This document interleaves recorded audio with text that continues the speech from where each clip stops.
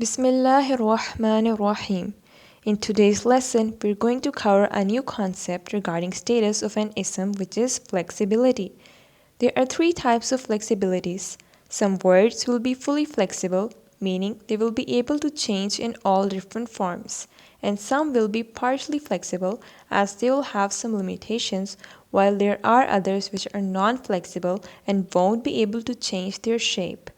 Note that this concept of flexibility only applies for the ending sounds and not the ending combinations.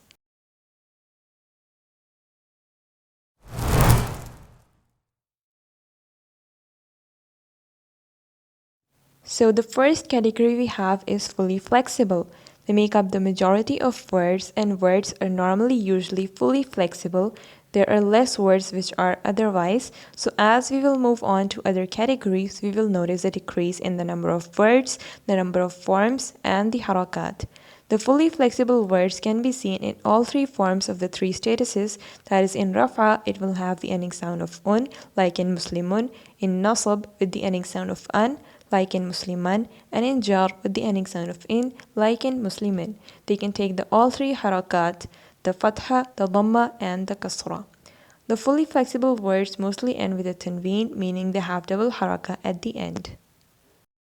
Moving on, we have partially flexible words.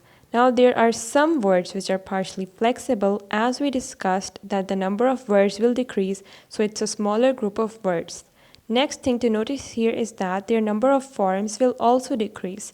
They cannot exist in all three forms for three statuses, like the word Yusuf here. In Rafa, they have ending sound U. In Nasab, the ending sound A. And in Jar, also the ending sound A, meaning they cannot have the ending sound E, or they cannot have a kasra, even if they will be playing the role of Jar. However, there are two exceptions in which they can take a kasra as well. Insha'Allah, we will discuss those exceptions in our future videos. Now, if Yusufa looks the same in Nasab and Jar, then how will we know if it is Nasab or Jar? Recall we discussed similar problem in ending combinations of Nasab and Jar. They look the same, so we'll identify their role in a sentence by checking the clues we need to look for a word to be Nasab or Jar. If you don't remember, please have a look at that video again. One more thing to notice here for the partially flexible words is that their number of harakat will also decrease. In the fully flexible words, we saw that there was tanween at the end, meaning there was double haraka. But here there is no tanween and there is a single haraka. Just to give you a hint about our previous lesson of light versus heavy, the partially flexible words are one of the categories for a word to be light, because they do not have a tanween.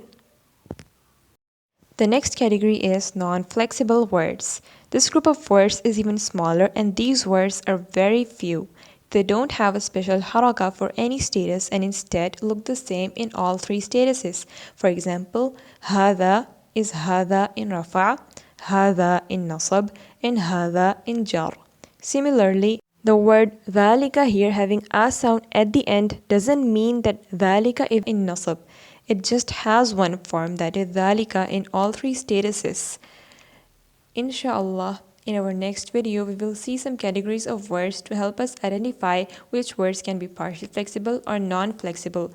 Though those categories will not cover all the words, but it will give us a main general idea to help us out, and as you keep learning and keep increasing in vocabulary, you will eventually keep finding out these things. That's it for today. If you have any questions or feedback, feel free to email us. We will try our best to respond. Until next time, Assalamu alaikum.